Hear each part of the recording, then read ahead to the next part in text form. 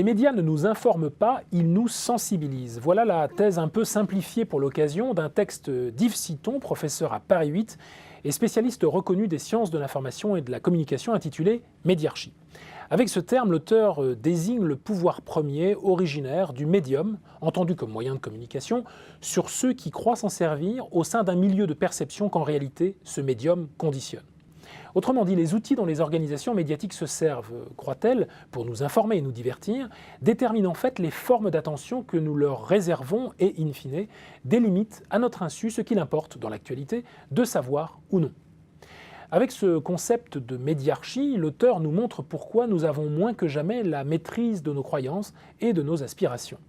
Page 324, il note que les algorithmes de Google et Facebook, réagissant une si grande part de nos perceptions du monde, qu'il est incomparablement plus problématique de ne pas avoir accès à leur mode de fonctionnement que de ne pas être capable de soulever le capot d'une voiture.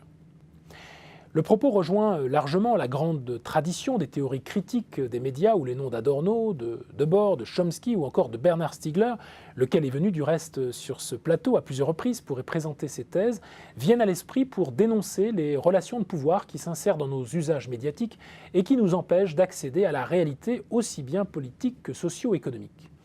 Ici, l'originalité de la démarche est de faire la part belle à une sorte de synthèse de travaux scientifiques et de publications non françaises, allemandes, italiennes ou anglaises, traitant des médias conçus ici comme le milieu dans lequel nous évoluons, nous agissons et nous pensons. Or, cette synthèse nous permet de porter un regard renouvelé sur les médias en général, dont la principale caractéristique est, nous prévient Citon, de produire des publics à partir de la coalescence d'une communauté autour de vibrations, d'affections et de préoccupations partagées. Dans la dernière partie du texte, l'auteur se livre à plusieurs propositions, la plus radicale étant certainement celle de décerner au big data le statut de commun en les considérant non plus comme la propriété de quelques multinationales américaines ou chinoises, mais comme une ressource inaliénable à l'instar des idiomes ou des océans.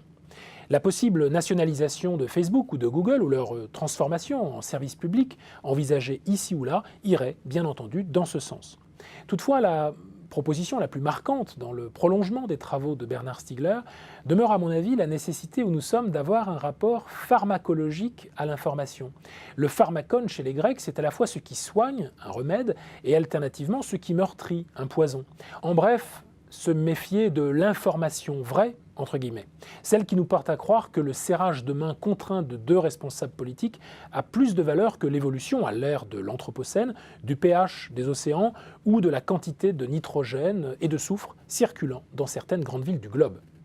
Il convient de développer ainsi de nouvelles façons de consommer et de décrypter les automatismes et les injonctions maintenues de la parole médiatique. Pour cela, nous sommes invités à considérer les médias certes comme des prothèses qui prolongent nos capacités mentales, comme des remèdes à nos insuffisances physiques et psychologiques, mais aussi comme des poisons susceptibles de nous rendre comme fascinés et dépendants.